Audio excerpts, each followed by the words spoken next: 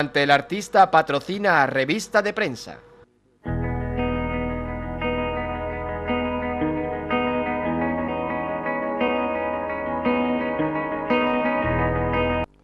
Jueves 25 de julio, saludos señoras y señores. Bienvenidos un día más a este tiempo de información, a este repaso diario que hacemos de los periódicos que se editan en Córdoba. Una prensa cordobesa que se une en esta jornada triste, jornada negra, al dolor de toda España, con las tres portadas que ya supongo imaginan, que no son otras que las del horror en el tren en las vías de Galicia. Dice el diario Córdoba, decano de la prensa cordobesa, horror en el tren. Una foto espectacular, la foto es prácticamente la misma que viene en los tres periódicos, una foto espectacular del estado en el que quedó el tren Albia, que como ya todo el mundo sabe, descarriló ayer tarde-noche, poco antes de las 9 de la noche, cuando se acercaba a la estación de Santiago de Compostela. Como le digo, horror en el tren, a 5 columnas, con esa tipografía tan grande, y una serie de resaltes, de sueltos. El descarrilamiento de un Albia en Santiago provoca al menos 56 muertos y 70 heridos. Las cifras, como suponen, se han quedado desfasadas a medida que ha ido pasando las horas. Ningún periódico acierta, pero cerraron mucho antes. El diario El Día habla de 35 muertos, el ABC de 40 muertos, el Córdoba de 56 muertos. Saben que al final la cifra supera los 77, son 77 a estas horas. Ojalá que solamente se quede ahí, en esos 77, porque la cifra podría incluso ampliarse. Les decía, el diario Córdoba habla de este descarrilamiento del Albia en Santiago. También dice que el siniestro se produjo en una curva pronunciada de la línea gallega de alta velocidad, la línea AVE, y que el tren empezó a dar muchas vueltas de campana, asegura uno de los supervivientes. La foto, el aspecto era dantesco, dice el pie de foto, tras el descarrilamiento del tren Albia, Madrid-Ferrol, cerca de Santiago. Uno de los vagones saltó el muro, como puede apreciarse arriba a la derecha, en un tren, en un vagón que salió despedido, uno de los que iban los últimos en el convoy, que dio una vuelta de campana y se saltó el talud este que están viendo. El diario ABC dedica su portada en exclusiva a este tema.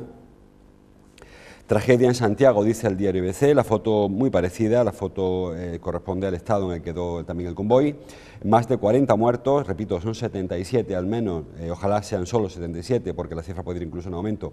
Más de 40 muertos y 50 heridos, son más de 130, 140 heridos. Las cifras, como entienden, se cerró el periódico anoche y han ido sumando víctimas, tanto mortales como heridos, a estas cifras.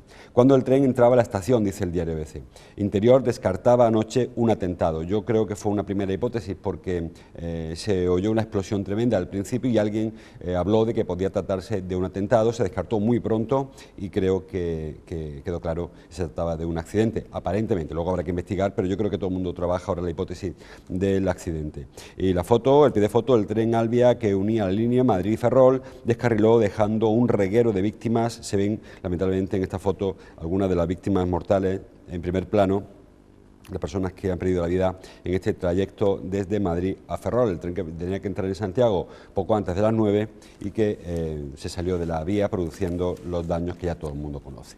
Y el diario El Día, hay dos titulares, nos quedamos con el del tren, al menos 35 muertos en un terrible accidente de tren cerca de Santiago. El Albia, que cubría el trayecto entre Madrid y Ferrol, se salió de la vía a gran velocidad, según testigos. Algunos de los vagones salieron ardiendo y muchas personas quedaron atrapadas entre los hierros, dice el diario El Día. Y vemos arriba el vagón, este que salió despedido, el vagón que se subió sobre el otro y en el primer plano las personas que fallecieron como consecuencia de la colisión.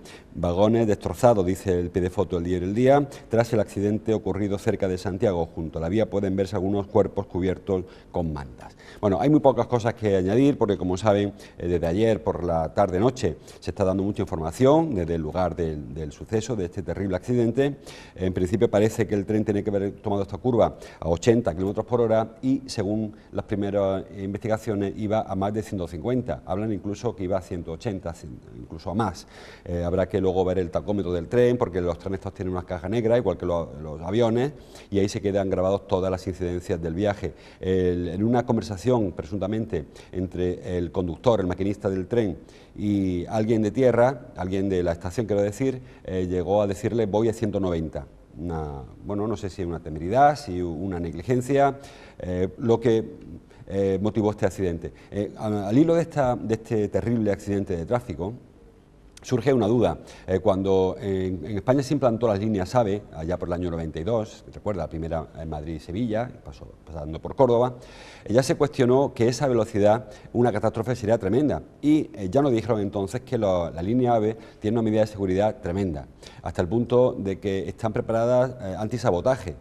No se puede secuestrar un tren y estrellarlo como si se puede hacer con un avión, por ejemplo. No puede un maquinista suicidarse él y suicidar a su tren, porque la línea se lo impide. Las vías, el mecanismo impide que cuando se pasan un par de balizas a una velocidad superior a la autorizada o a la aconsejada, el tren solo se va frenando, se va desacelerando.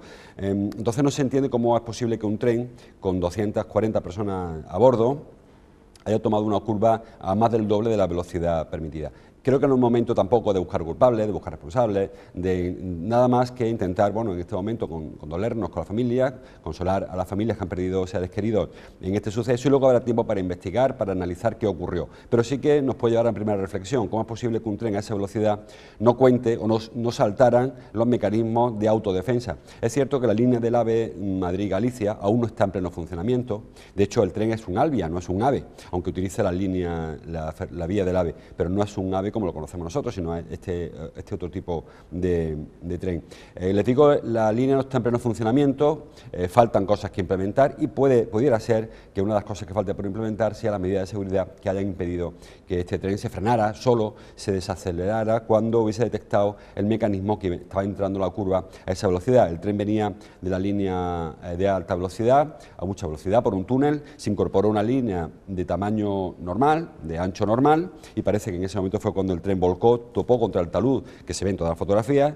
Los primeros vagones descarrilaron, los vagones de cola hicieron el acordeón, empujaron unos contra otros, hicieron la tijera, sacaron unos, sacaban a otros, vagones sacaban al resto, incluso la máquina que va detrás, la que no es tractora en ese caso, sino la máquina para el sentido contrario, salió ardiendo, un vagón dio varias vueltas de campana, se subió por el talud, en fin, 77 personas fallecidas, más de 100 personas heridas, 140 dicen esta mañana, y todavía la cifra podía ir en aumento porque hay un par de vagones que no se han revisado por completo, a la hora a la que les digo que estamos nosotros dando esta información. Probablemente durante el día tengamos ya cifras cerradas de a cuánto asciende el número de víctimas, de heridos y de fallecidos en este terrible suceso. Es el primer suceso mortal del AVE, de trenes en la línea AVE, en estos años de funcionamiento, en estos 20 años que lleva el AVE en funcionamiento, del 92 que comenzó, digo, y es el accidente de tren con más víctimas que se produce desde el año 44, creo haber leído,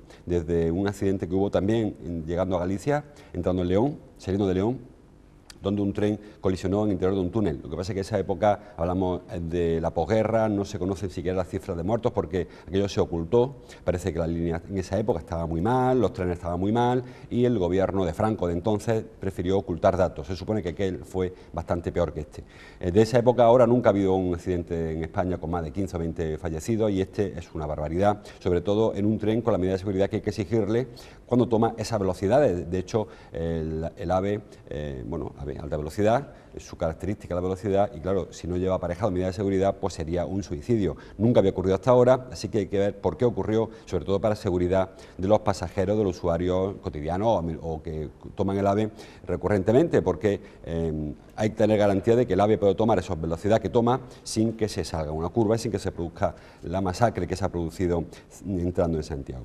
Repito, enviar las condolencias, nuestras humildes condolencias a los familiares de las víctimas, y ya habrá tiempo de investigar y averiguar qué ha ocurrido exactamente en esta curva a la entrada de Santiago de Compostela.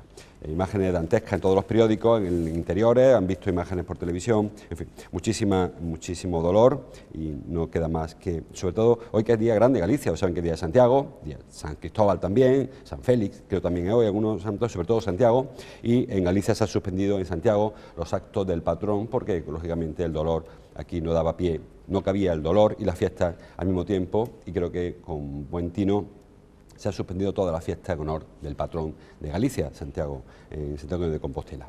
Bueno, seguimos con la información. Hay muy poca información más, como supondrán, porque casi todo se lo queda este terrible accidente de Santiago, pero sí que hay una información que al menos el Córdoba y el Día repiten, y es el anuncio ayer de la renuncia de José Antonio Griñán. Vemos ahí en el Diario Córdoba, con este cintillo, o con esta información: Griñán cree que su marcha libera al Gobierno del estigma de los ERE. Relevo la presidencia de la Junta de Andalucía, dice el Diario Córdoba, con foto para Susana Díaz y José Antonio Griñán. El presidente renuncia, o renunciará, hubiera escrito yo, el 27 de agosto y cede el testigo a Susana Díaz, que ha atado con Izquierda Unida la legislatura.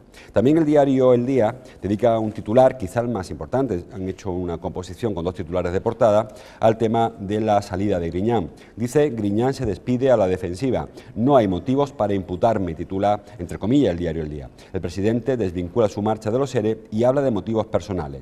El comité director del PSOE significa un cierre total de filas con la sucesora, con Susana Díaz. Bueno, este asunto llevamos ya hablando de él varias semanas, especialmente de esta semana, que es cuando conocimos la decisión de Griñán de abandonar mucho antes de lo previsto. La primera intuición que teníamos todos es que Griñán iba a dejar la presidencia de la Junta para Navidad, noviembre, diciembre, para que el curso 2014, empezara con nuevo gobierno. Pero creo que a nadie, ni él ni su partido esperaban, bueno, él probablemente sí, su partido y su entorno cercano esperaban que fuese tan rápido este relevo. Todos los periódicos especulan mucho de por qué Griñán se va. Él dijo ayer que se marcha por motivos personales. No quiso dar muchos datos, aunque en los ámbitos más cercanos hablan de una hermana de Griñán y un sobrino que tiene problemas graves de salud. No sé si será suficiente o no. También se habla de la edad. Repito, Griñán tiene 67 años. Él sabe que acabar la legislatura con más de 70 pues sería un poco complicado si quiere seguir el ritmo de la actividad, aunque Griñán está muy bien de salud, aparentemente. Y también el pacto con Izquierda Unida, que quizás le esté quemando físicamente, porque eso le obliga a una actividad mayor de la que tendría con una mayoría propia y con un partido que le estuviese cubriendo la espalda. Entonces Griñán dice él que se marcha por motivos de salud, aunque la oposición, el Partido Popular e incluso sus socios de gobierno, Izquierda Unida, no descartan que haya por medio el asunto de los ERE. Dice él que no hay motivos para imputarle, que él en ningún momento recibió ninguna advertencia real de la intervención. Saben que hoy o mañana, hoy creo que es, presta declaración al que fue el interventor general de la Junta en ese periodo, cuando Griñán era consejero. Este hombre dice que él advirtió hasta en 15 ocasiones a Griñán de que lo que estaba haciendo no era legal. Griñán dice que las advertencias de una intervención no se hacen así, sino que se manda un requerimiento en el que se pone por escrito que esto que está usted haciendo es ilegal. Si este hombre hoy ratifica ante la juez Alaya eso que él dice, que le dijo a Griñán tal y cual, pero no se lo notificó, él mismo se autoinculparía de un delito, porque él tiene la obligación de hacerlo por escrito, hacer constar un requerimiento para que se detenga, se interrumpa la actividad delictiva o ilegal en cualquier caso. Este hombre no lo hizo porque no puede demostrarlo, no tiene el papel en el que haga constar que él dejó por escrito a Griñán, al consejero de entonces, que no podía hacer lo que estaba haciendo, con lo cual, si este hombre quiere ahora inculpar a Griñán, se inculpa a él, también se autoinculpa a él. Griñán dice que lo único que hubo fue algún consejo, alguna recomendación, pero eso no le sirve a la intervención para demostrar que él sabía que lo que hacía era un delito. Que si hubiera sido un delito, que se hubieran dicho por escrito con no sé cuál es la fórmula legal que existe, el requerimiento, o no sé cómo es la manera legal. En cualquier caso dice que no existe, y como no existe, pues no entiende que eso a él sea una prueba para demostrar que él debió ser imputado. Por ahí anda, no sé dónde está. No lo ocupa de ahora.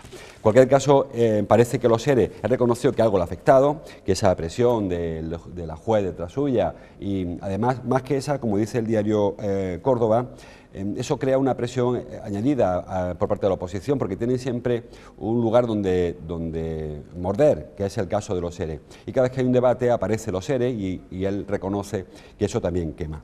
De manera que esa es otra de las razones que tiene para irse. ¿Qué va a hacer Griñán a partir de ahora? Pues tampoco lo aclaró. Él dice que quiere quedarse como secretario general del PSOE de Andalucía y como presidente del partido hasta que acabe su mandato. Yo creo que no va a ser así. Yo creo que una vez que haya una presidenta nueva de la Junta, que será 1 de septiembre, difícilmente el PSOE va a aguantar una bicefalia de este tipo, un secretario general y una presidenta. Ya ocurrió en la época de Carlos San Juan, época de Escuredo, hace muchísimo tiempo, o Borbolla, creo que con los dos. Había un presidente de la Junta y un secretario general distinto, que era Carlos San Juan, muy enfrentado, por cierto, y eso provocó la aparición, recuerdan, de guerristas y borbollistas, guerristas y felipistas, y aquella disensión interna que había y que a veces costó incluso dimisiones de presidentes, como le ocurrió quizá a Borbolla en su día. O a Escuredo. Digo que no creo que el partido ahora vaya a hacerlo, aunque es cierto que la sintonía entre Griñán y Susana Díaz podían hacer que hubiese una bicefalia, Griñán en la parte política y Susana Díaz en la parte institucional. Griñán dice que va a seguir ahí y no aclaró tampoco si cuando renuncia a la presidencia de la Junta se quedará como diputado autonómico, él es parlamentario andaluz por Córdoba, bueno, creo que lo fue por Sevilla ya la última vez, diputado andaluz en cualquier caso, o se marchará al Senado, porque como saben el Parlamento andaluz envía senadores a la Cámara Alta y podía ser que Griñán ocupara una de esas plazas que el PSOE envía a Sevilla. A Madrid, perdón. En cualquier caso, tanto si se queda como parlamentario andaluz como si se queda como senador o como sea, seguirá siendo aforado en un ámbito o en otro para el Supremo, para el Superior de Justicia de Andalucía, y eso también les mantendrá a salvo, entre comillas, de la imputación de la jueza Laya. Así que esta información también aparece en los dos periódicos. El diario El Día añade a esta información un apunte más. Dice que José Antonio Nieto se descarta como candidato del PP a la Junta de Andalucía. Al hilo de este relevo que está ocurriendo en el PSOE, pues los demás partidos están pensando que es muy probable que las elecciones autonómicas se adelanten, porque no parece que Susana Díaz tenga la personalidad política, al menos ahora, como para aguantar 3 años en esta situación, quizá de precariedad, no sé luego cómo se consolidará al frente del Gobierno. Saben que Susana Díaz representa al ala más izquierdista del PSOE, la más cercana a Izquierda Unida. De hecho, ya lo hemos comentado en alguna ocasión, el pacto entre PSOE e Izquierda Unida fue firmado por Susana Díaz. Dicen que en ocasiones incluso por encima de la voluntad de Griñán. Con lo cual no parece complicado que Izquierda Unida apoye o apoye la investidura a Susana Díaz, pero eso no significa que el Gobierno sea sencillo, porque Griñán tiene otro peso político distinto, solamente cuestión de experiencia, a Susana Díaz, y a lo mejor en esta tensión del Consejo de Gobierno hay que sacar presupuestos, la presión será mayor desde Madrid probablemente, igual Susana Díaz decide anticipar las elecciones. Si eso fuera así, se anticipara mucho, como por cierto ha pedido el PP no tiene candidato. Saben que el actual presidente del PP andaluz, que es José Ignacio Zoido, ya dijo que no se va a presentar, que él quiere ser alcalde de Sevilla, y que no se va a presentar a encabezar las listas por el PP al Parlamento que venga, al nuevo Parlamento de Andalucía, a la presidencia de la Junta de Andalucía. Con lo cual el PSOE está buscando candidato que le haga frente ahora a Susana Díaz. Tampoco tiene, por cierto, candidato definido Izquierda Unida, aunque sí que tiene muy reciente relevo en la cúpula. Maillo sustituyó a Valderas, con lo cual parece más claro que será Maillo, aunque él no lo garantizó, dijo que no tiene por qué, no le eligieron candidato, sino le eligieron coordinador. Pero creo que ahí sí que parece que será Maillo el candidato. Izquierda Unida, por lo tanto, tiene a Maillo, Antonio Maillo, lucentino, PSOE tiene Susana Díaz, sevillana, como candidata, y falta por conocer quién será el candidato del PP. El PP ha barajado varios nombres desde hace bastante tiempo. Entre ellos estaba siempre el alcalde de Córdoba, José Antonio Nieto. Nieto ayer dijo un poco más rotundamente que siempre, porque suele decir que no quiere ser el candidato a la presidencia. Ayer quizás fue un poco más rotundo de lo habitual para decir que no, que él no quiere ser candidato de la Junta y que está casi descartado que su partido se lo pida. Si se lo pidiera, probablemente él argumentaría esta fidelidad al partido y lo aceptaría, pero dice que está casi descartado. Hay varios candidatos que cobran peso, que siempre ha tenido peso, básicamente está el que más, quizá, José Luis Sanz, alcalde de Tomares, es el presidente del PP en Sevilla, como Nieto en Córdoba, pues José Luis Sanz es en Sevilla, alcalde de Tomares. Tomares saben que es una ciudad, un dormitorio de Sevilla, una ciudad, por cierto, que tiene el nivel más alto de la renta per cápita de Andalucía, este pueblecito, que está, bueno, pueblecito, por lo grande, que está junto a Sevilla y que se utiliza como ciudad de dormitorio, junto a Camas, junto a San Juan de Alfarache. Bueno, pues el alcalde de Tomares, José Luis Sanz, es la persona que tiene más papeletas hoy para sustituir a Arenas en la cabeza del cartel. Además, Sanz, que lleva toda la vida en el partido, fue presidente de las Generaciones de Andalucía cuando era joven y actualmente es secretario general del partido, ha estado con todos los presidentes en algún cargo orgánico, con Teófila Martínez, estuvo con Arenas también y ahora está con Zoido.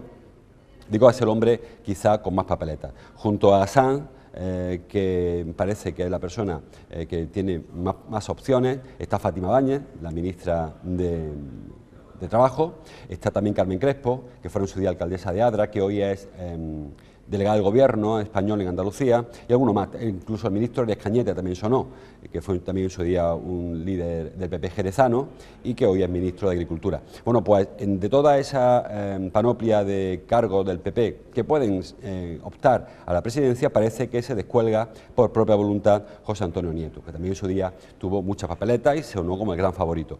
No sé qué ocurrirá, porque el PP creo que esa lucha no la tiene todavía iniciada, y luego habrá que ver cómo se posiciona la familia. Hay que entender también que el candidato que se presente la próxima elección contra Susana Díaz es un candidato que muy probablemente pierda las elecciones. Falta muchísimo y la encuesta, todo esto es futurología política, pero probablemente el PP esté iniciando una etapa, en Andalucía al menos, de descenso, con lo cual si no pudo ganar las anteriores, difícilmente, bueno, pudo ganar pero no gobernar las anteriores, difícilmente lo haría ahora un candidato nuevo en una situación en la que Andalucía pues se ha enfrentado a los recortes del gobierno central y parece que le está dando votos tanto a PSOE como a Izquierda Unida, con lo cual yo entiendo que no haya demasiado interés de los candidatos por ir a unas elecciones donde probablemente resulten derrotados.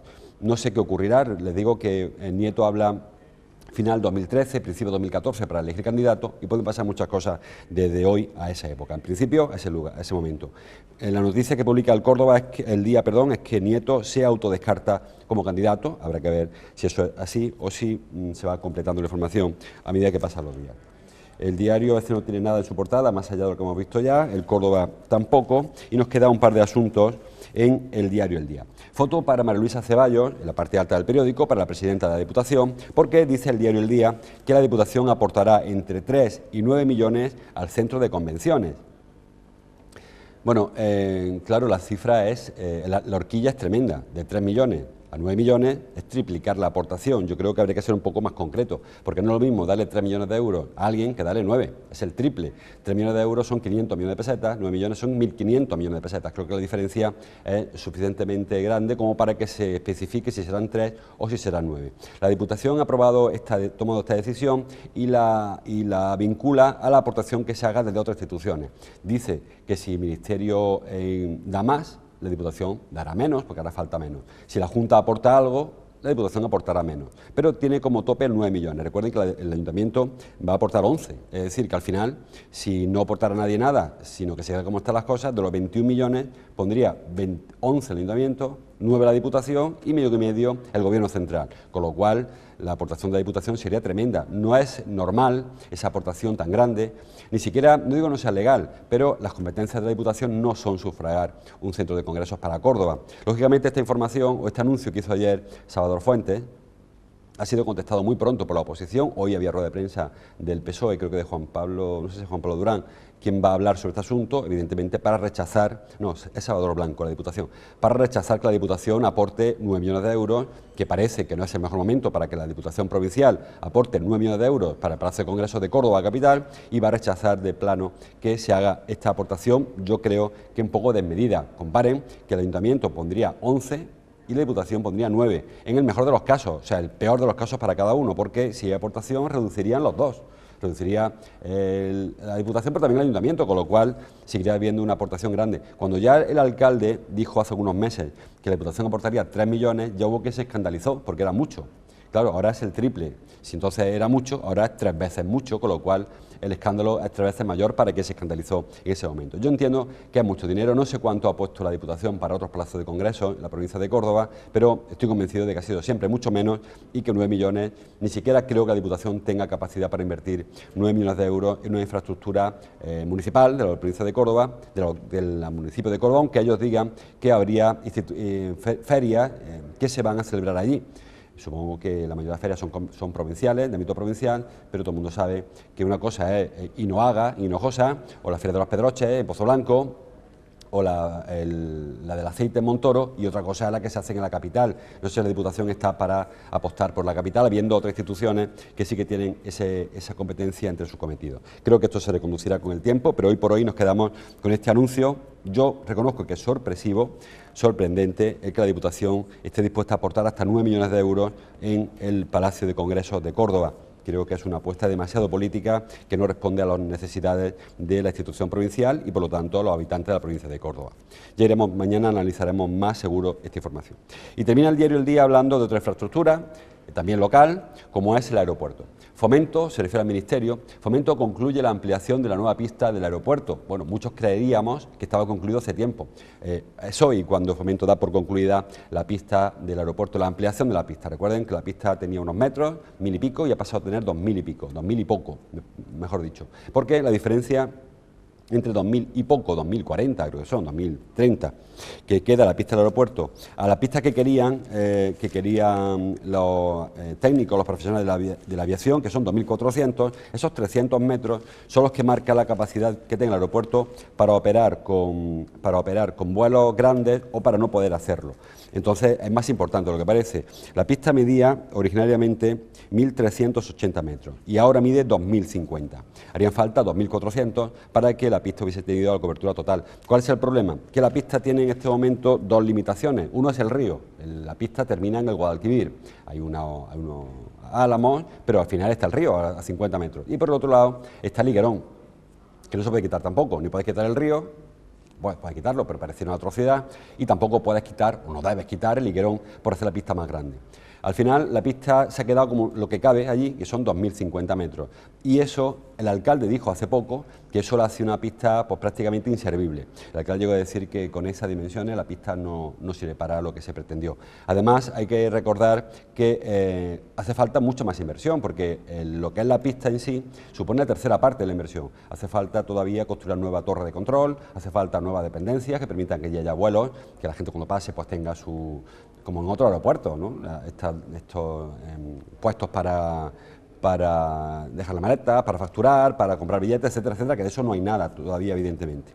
Las palabras del alcalde de entonces ya motivaron una queja de los técnicos, de los trabajadores, porque entienden que el aeropuerto no es el más viable del mundo, no va a ser nunca el aeropuerto de Málaga o Barajas, pero sí que tiene viabilidad. De hecho, incluso dijeron los técnicos, los profesionales que trabajan allí, que el aeropuerto de Córdoba tiene las tasas más baratas, las tasas de aterrizaje y tal, de utilización del aeropuerto, las más baratas de Andalucía, con lo cual le hacen una perita en dulce para compañías de bajo coste, tipo Ryanair, tipo EasyJet, etcétera. El problema es que el aeropuerto tampoco tiene combinación con la capital, con comunicaciones correctas, tiene esta tanta rotonda, como hemos criticado siempre, no hay tren, no hay tranvía, no hay ningún ferrocarril que una al aeropuerto con Córdoba, y todo eso pues, redunda en que no sea tan operativo como debiera. En principio nos quedamos con que han terminado la obra de la pista, se dan por concluida y ahora hay que ver qué se hace con el resto. Y vamos a aprovechar este par de minutillos que nos quedan para dar una buena noticia, por acabar con algo positivo, y es que a las 9 de esta mañana se ha conocido la encuesta de población activa, la EPA, del segundo trimestre. Como se esperaba, cifras espectaculares, en positivo, así que para una vez que tenemos algo bueno que decir, no vamos a callárnoslo. Mañana vendrán los periódicos, porque como les digo, ha sido a las 9 de esta mañana y hasta mañana no da tiempo a que se publiquen, aquí nos adelantamos nosotros a la prensa escrita. Por ejemplo, hay que decir que en el ámbito nacional el paro se sitúa de nuevo por debajo de los 6 millones y la tasa baja al 26,26. La tasa sigue siendo enorme, 26% enorme, pero al menos hemos reducido esta barrera tan psicológica de los 6 millones. Recuerden cuando el ministro del PSOE, no sé si era Valeriano Gómez, dijo que nunca habría 4 millones de parados. Bueno, pues nos ha costado un montón de tiempo bajar de los 6 millones, ¿eh? Hemos estado por encima de los 6 millones. Bueno, pues ha habido esta última encuesta, por lo que destaca es un descenso de 225.200 personas, mucho más de lo previsto. Dijimos hace unos días que estaría entre 100.000 y 200.000. Bueno, pues han sido 225.200 personas las que han encontrado empleo durante este último trimestre y eso hace que los parados españoles, según la EPA, paro no registrado, paro de encuesta, el paro más real. Saben que la EPA, los datos del INEM suelen ser mejores en este sentido. Bueno, pues los datos malos son que hay 5.977.500 desempleados. Muchísimos parados, pero son 200.000 menos que hace un trimestre, con lo cual habrá que alegrarse, aunque para los 5.900.000 le parecerá que, bueno, es mal de mucho, consuelo de tonto. Pero en cualquier caso, repito, una cifra espectacular que nadie esperaba y que ojalá que se mantenga en el tiempo. Saben que son datos estacionales, saben que habrá luego muchas críticas, de que esto cuando pase el verano habrá mucho más paro, etcétera, etcétera, pero quedémonos hoy con la botella medio llena porque no hace falta de cuando en cuando una buena cifra. Datos para España en cuanto a Andalucía. se han recortado en 33.000 personas, de manera perdón, que quedan en Andalucía 1.440.400 desempleados, la tasa en el 35,79. Esto ha supuesto que la cifra de ocupados aumente en 62.000 personas y el paro, salgan del paro 33.000, cifras también muy positivas para Andalucía. Y en el caso de la provincia de Córdoba, pues ha habido un recorte de 1.100 personas. Hay 1.100 personas menos en Córdoba este trimestre que el anterior. Eso hace que en Córdoba, la provincia de Córdoba, son datos provinciales, haya en este momento 125.000 personas redondas. Hay un pico, pero no viene la estadística. El trimestre anterior había 126.100, con lo cual ganamos 1.100 empleos, que son muy bienvenidos. Sin embargo, curiosamente, en Córdoba el paro crece. O sea, la tasa, el porcentaje crece, porque ha habido menos personas como en edad activa, en edad de trabajar, con lo cual, aunque hay 1.100 parados menos, hay más, porcentualmente, la tasa se eleva al 33,43, subimos 4 centésimas, perdón, estamos en 33,39, pasamos al 33,43. Datos positivos en cualquier caso. Repito que ahora, durante el día, y mañana lo veremos en los periódicos, habrá muchas reacciones, habrá quien, sobre todo los sindicatos, dirán que esto es coyuntural, que es estacional, que el siguiente trimestre será malo, etcétera, etcétera, pero yo me quedo con que los datos que corresponden al segundo trimestre, todavía falta el verano, que también será bueno. Este es el trimestre abril, mayo, junio, son datos que corresponden al periodo de la primavera. Queda por ver el verano, que también suelen ser buenos datos para seguir recortando paro. Muchísimos desempleados en España, 5.900.000 son muchísimos desempleados, pero bueno, pasito a pasito, mejor recortar que no que siga la cifra creciendo, evidentemente. Así que buenas noticias para terminar, y mañana será portada de los 3 periódicos este asunto, además de lamentablemente seguir recordando a la víctima del accidente de Galicia.